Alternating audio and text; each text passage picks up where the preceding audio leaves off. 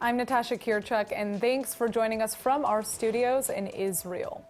Coming up in today's newscast, it looks like the Israeli Prime Minister may be in more trouble than ever. The King of Jordan reopens peace talks with the Palestinians, and we'll reveal how the entire country is getting together to help a newlywed couple in their battle against stage 4 lung cancer. Stay tuned for the latest news in Israel.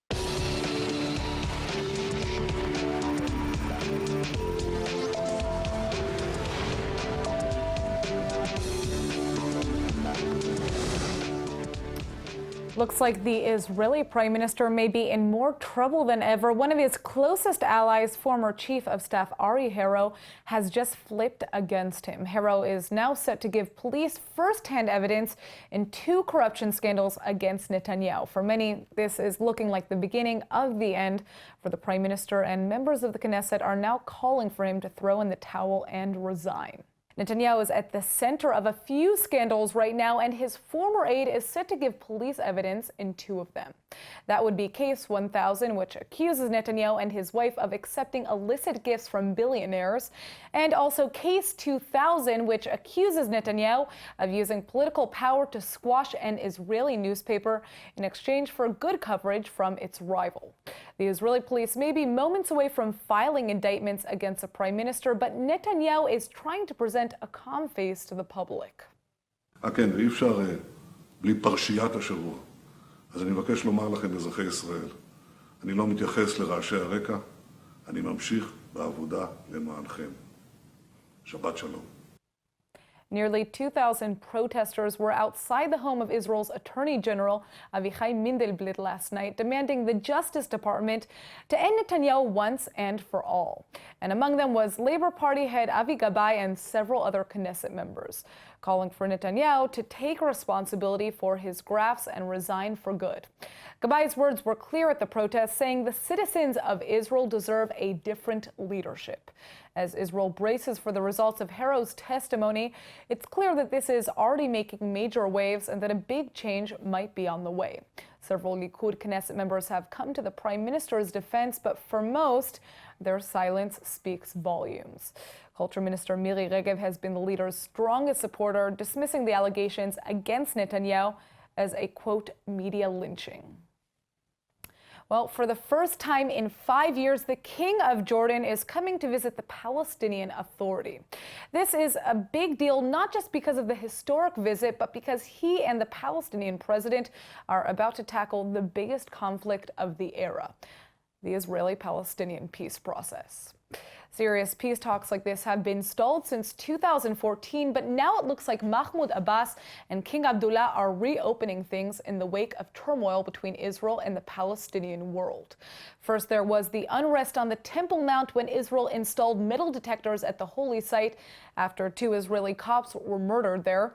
Then there was the incident at the Israeli embassy in Jordan when an Israeli security guard killed 2 Jordanians, one of whom had just stabbed him with a screwdriver. Tensions between Israel and Jordan have been getting worse ever since Prime Minister Netanyahu gave the injured guard a very public hero's welcome upon his return to Israel. Jordan responded by refusing to reopen the Israeli embassy in Amman and calling the deaths a criminal act. Now it looks like the Jordanian government is ramping things up by launching major diplomatic action against Israel in wake of the killings. The king's visit to the Palestinian Authority can't be mere coincidence. In fact, this may signal a totally new strategy in Jordanian-Palestinian diplomacy, and who knows what this could mean for Israel. Last week, there were rare reconciliation talks between Palestinian Authority President Abbas and Hamas officials, and for a second there, it really looked like the bitter rivals might have been burying the hatchet. But now Abbas has just announced that there will be no deal and no end to the PA's electricity cuts in Gaza until Hamas agrees to play by the Palestinian leader's rules. Abbas is promising that he will, quote, continue the cuts in Gaza gradually unless Hamas accepts the requirements of the reconciliation. The Palestinian leader has been scaling back payments for electricity in Gaza for months now, plunging Gaza into darkness with a crippling energy crisis.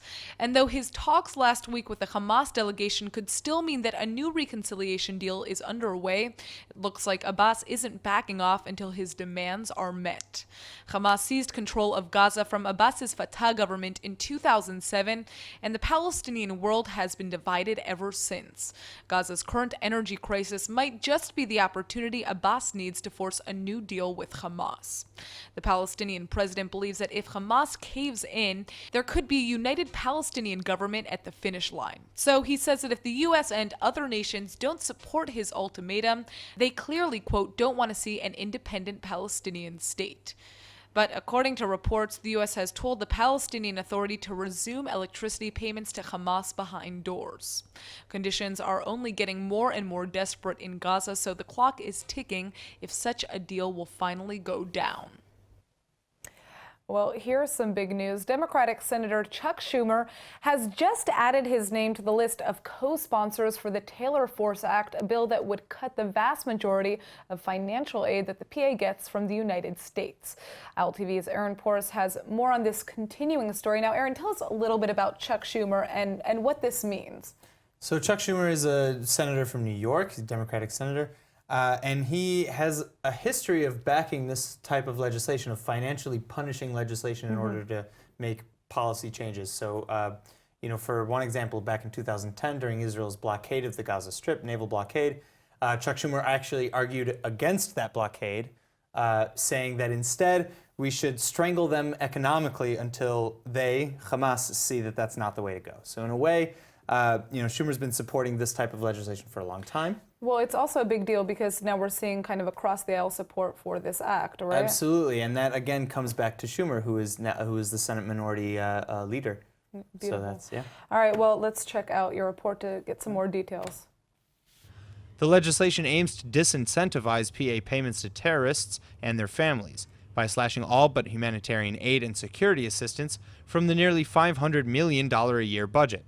That leaves just over $60 million left. The bill is enjoying near complete bipartisan support, as every Republican and most Democrats are supporting the measure, especially after its revised edition passed the Senate Foreign Relations Committee vote last week. Newly added provisions ensure that payments for humanitarian needs and security efforts would not be hurt by the budget cuts, and that the difference in payments, over $400 million, would go into an escrow account for 1 year pending changes in Palestinian policy. Senator Chuck Schumer released a statement reading that Palestinian President Abbas, quote, must be held accountable for the PA's record of incitement and must stop subsidizing terror. It's abhorrent that the PA provides payments to terrorists and families of those who have committed terror violence against Israelis and Americans and others. I am a proud co-sponsor of the Taylor Force Act because it aims to put an end to this disturbing practice, end quote. All right, last week we got a rare glimpse into the mind of President Trump's son-in-law, Jared Kushner, who has been assigned to solve the Middle East conflict once and for all. Now, one of his private discussions was leaked regarding the conflict, and many were left feeling hopeless about the future. Well, joining us now in the studio to discuss the meaning of Kushner's words and the effect that they're having is Dr. Martin Sherman, the founder and executive director of the Israel Institute for Strategic Studies. Well, thank you so much for joining us. Thank you for having me. All right, so Kushner was caught saying nothing's really been done in 40 to 50 years. The challenges are too emotionally charged. We need to drop the history and focus on the now. Now, how do you interpret these types of comments? Well, I think when he said there may be no solution to the conflict, he hit the nail on the head, because I hope that this is the dawning of a realization of policymakers of the realities in the conflict. And better late than never. In fact, Ben Gurion 100 years ago said almost exactly the same thing. He said, everybody sees difficulty in the question of the relations between Arabs and Jews, but not everybody sees that there's no solution to this question. No solution. There is a gulf and nothing can bridge it. That was Ben Gurion 100 years ago. Right. So it almost echoes precisely what Kushner said in his recent leaked.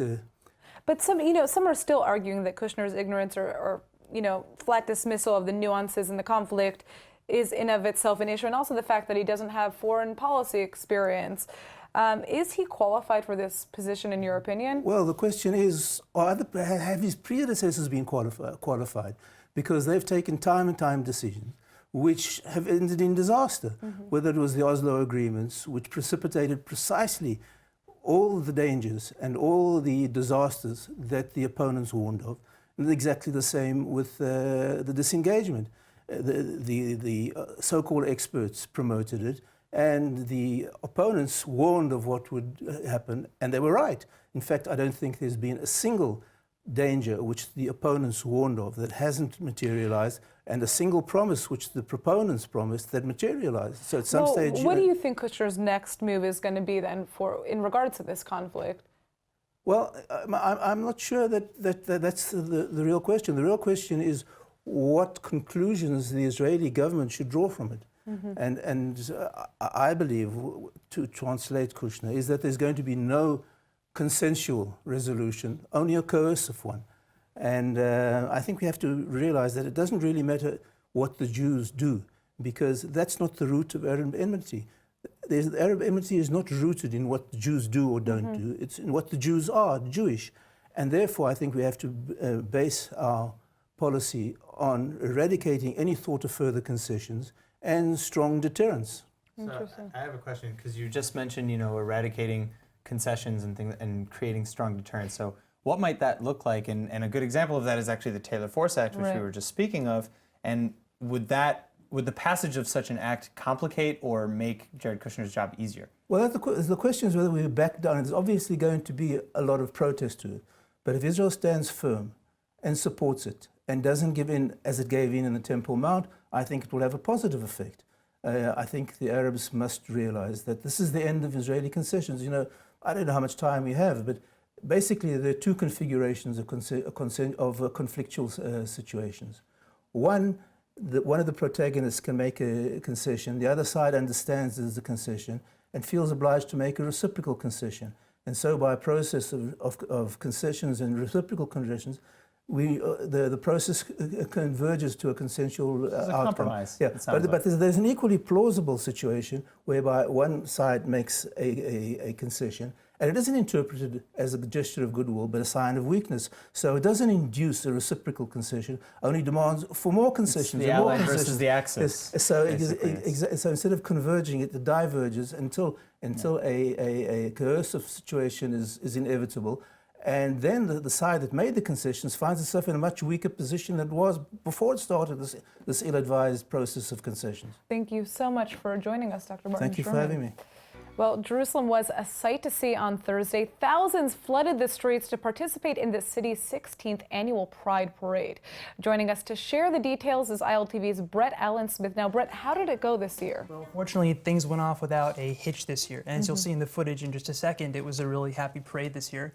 This is, of course, very welcome news because wounds are still pretty fresh from an event that happened 2 years ago. In the 2015 parade, of course, an ultra-Orthodox man stabbed and murdered a teenager who was in the festival. Yeah, and I think what was so shocking about that very incident was that it could have been preventable, right? Yeah. But let's check out your report for some more details.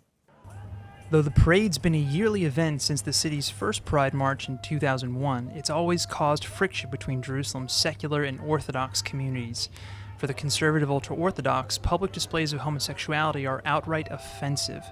Security for the event has been heightened ever since the tragic murder 2 years ago that claimed the life of young Shira Banki, an event that the LGBTQ community is still reeling from. This year, police arrested 12 individuals suspected of trying to disrupt the parade, one of whom was carrying a knife at the time. But though security was high, the marchers strutted their stuff with pride, confidence, and a desire to improve things for the gay community all over Israel. I'm here in the Jerusalem Pride Parade to march for the LGBT rights, for our rights for freedom, for our rights to live here, to marry, to have children. I'm here to support my community. It's the most important pride in Israel, basically, because Jerusalem is so divided and everybody knows it's a very complicated city and there is a lot of oppression, so we came here to mostly protest and show that we are here. Even in the face of harsh opposition and protests against their cause, participants marched on throughout the day. making their voices heard and sending their message for the world to see. Did you know that 15% of people diagnosed with lung cancer have never smoked a cigarette in their lives? Well, keep that fact in mind as you listen to our next story. A newlywed couple in Israel is facing an incredibly devastating situation. Dave and Emily Kay both made Aliyah, or immigrated to Israel, where they met each other, fell in love, got married, and had their first child. But then 32-year-old Dave was suddenly diagnosed with stage 4 lung cancer. Now, the couple is reaching out for help, and here to join us with their stories, Emily Kay and her daughter, Noah. Thank you so much for joining us. Yeah, thank you. All right, so I see Noah's already made the studio her home and everything. Very much. Well, at least we have somebody to brighten up the studio. All right, so Emily, let's kind of just begin with the story of how Dave was diagnosed, because this is crazy. He's only 32 years old, right? Yeah, so at the time he was actually 31 years old, so we've known about his diagnosis for just over a year now. We were actually traveling in Thailand when we started noticing some side effects. Difficulty breathing and a little bit weak and tired. And we thought it was actually asthma, which is something that he was told that he had when he was younger. Mm-hmm. And so we just kind of treated it as best as we could. But the day after we came back from Thailand, he went straight into the medical care, not a hospital, but like something like that. And mm-hmm. It was there that they said, let's do an X-ray, and it kind of just from there we found out that he had some lumps in his lungs, and they did more scans, and we kept learning more about tumors in his brain, and it just kind of continued from there. Now, I think the craziest thing about this is you guys were just recently married as well, right? You were married in 2015. Yes. So this is you're starting your lives out, and this is a very big obstacle to be facing at such an early time. Young baby here, as you can see. So yeah, what have you been doing to combat this disease so far, and how has it impacted your life? It's been a huge transformation, as you can probably imagine. There's been a lot of compromises we've had to make.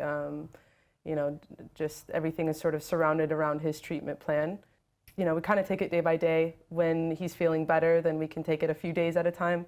But it's really just allowed us to slow down and kind of even sometimes take it moment by moment and just see how he's feeling and what we can do to continue helping him and to continue giving him the treatment that he needs. That's pretty much our focus now in life. And speaking of this treatment, I understand, the way that we heard about your story was through social media. You have been reaching out to try to get the community to come together and help you out, because it's very expensive, obviously, going through this and dealing with all the treatments. What has it been like to be here as two immigrants that came from abroad and are now living here? You're not necessarily with your immediate family. What has the response been? Before we launched the campaign, a lot of our sort of inner circles knew about it, and I have some extended family in Israel, and mm-hmm. they obviously knew about it. And we live on a kibbutz in northern Israel, right on the Sea of Galilee, right on the Kinneret. So we have a community there, a very small community, but we have a community there. So they've really stepped it up. If it wasn't for our community, I don't know if we would be getting as far as we've gotten in terms of his treatment plan and in terms of our quality of life. But we noticed and realized after a year of kind of dealing with the expenses and Dave not working, that we do need to kind of extend our ask for help, and that was sort of what motivated me. So how can we help you? How can our viewers who are watching, help you guys out? The campaign page that we have through youcaring.com/Save Dave, that has been the biggest way that people can, and that was something that people were asking us throughout this last year, like, how can we help? How can we help? And we never really knew what to tell them.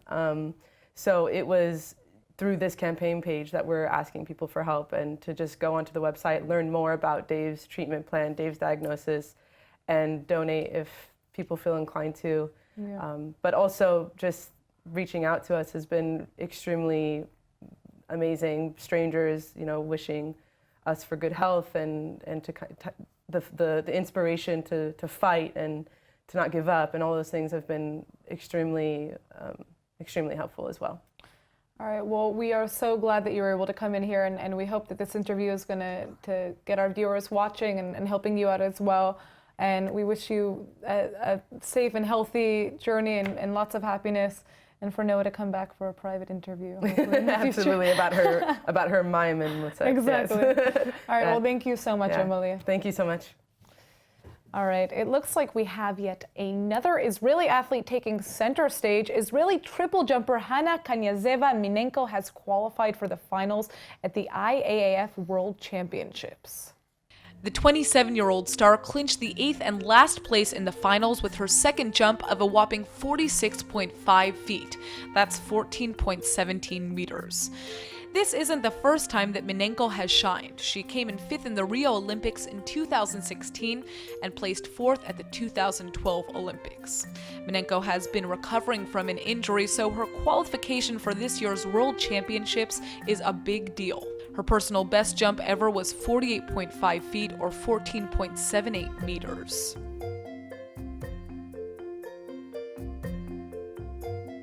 All right, for those of you who have yet to visit Israel, I'll let you in on a little secret. Israelis have some of the curliest and most beautiful hair in the world. Well, ILTV's Emmanuel Kadosh got us a sneak peek into the inner workings of a very famous international hair company that's based right here in Israel. All right, let's check it out.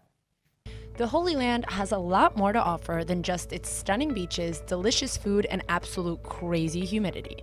It's also the home to the Moroccan Oil Factory, which has been producing some of the most famous hair products in the world for the past 10 years. So why here in Israel? Celebrity hairstylist and global brand ambassador Antonio Calero gave me the scoop. I think you got such an amazing versatility of beauty over here and of hair. And having such an extreme weather conditions, you know, if it works in Israel, it works everywhere in the world. And we got an amazing mix of cultures over here. So we have everything, you know, from darker, very curly, South African type of hair to very fine, thin. Whatever we see in the world, I think we have it in such a small country like Israel. Israel might be small, but over here, women's hair isn't. Moroccan Oil works with all the curls the tiny Jewish state has to offer, and like Antonio said, if the products work here, they'll work everywhere. One of our ingredients that makes the product to be so unique is argan. And it's not just because we put argan into the hair, it's the way we formulate the product. It has to be very close to the source. So we fly in the product from Morocco, and it has to be close to Israel. The Moroccan Oil products are sold in thousands of salons worldwide, so how do people react when they hear the production takes place here in Israel? In the end, you know, the world is becoming quite small. And you just want to look and feel fabulous, regardless of where the products they come from. Interestingly enough, their products are not the only thing that makes them unique. The Moroccan Oil Factory is located here in the northern city of Maalot. The factory, which has been opened for 8 years, brands itself as an inclusive team that aims to help society evolve and grow. The employees at the factory are not your average workers. 13 employees have special needs, 5 are retired yet still motivated to work, and half of the total employees are women, which isn't common in this field of work. Many workers are either pre or post army service, some are members of the lost Jewish tribe, and some are even kids ages 14 to 18 who are on summer vacation and just want to work. The factory is a huge melting pot of different people aiming to give opportunity to anyone and everyone who needs. For me, coming to Israel, I know I'm gonna get the truth no matter what. Enroll in eTeacher's online Hebrew courses and quickly discover that it creates the deepest connection to Israel that you could ever imagine. And now for our Hebrew word of the day. They say the formula for success is to wake up early, work hard, and, oh yeah, strike oil. So today's word is shemen, which means oil in Hebrew. Shemen is perhaps one of the most used words in the Hebrew language. Why, you ask? Well, for starters, Israelis eat almost everything with a hefty dose of shemen zayit, or olive oil. Most Middle Easterners will tell you that shemen zayit is the remedy for most of life's problems. Have thinning hair? Douse it with shemen. Constipated? Down 2 tablespoons of shemen zayit. Want to do better on your next test? Chug shemen zayit because it apparently also improves your cognitive functions. Well, obviously shemen itself has a lot of functions in the Middle East. While countries like Saudi Arabia and Qatar have lots and lots of shale reserves, Israel is a bit lacking in that department. But nowadays, it doesn't really matter because natural gas reserves off of the Mediterranean are promising Israel a lot more income. So if you're coming to visit, I guess you should mainly practice your use of shale when it comes in the context of how to improve your next health problem. All right, let's go ahead and take a look at the weather forecast. Tonight should be partly cloudy with a low of 76 or 24 degrees Celsius. Tomorrow will be sunny and clear, but unseasonably hot again with a high of 88 or 31 degrees Celsius. All right, that's it for today's news. Today's exchange rate is 3.63 shekels to the American dollar. Remember to sign up for our daily newsletter at iltv.tv. I'm Natasha Kirchuk, and thanks for watching.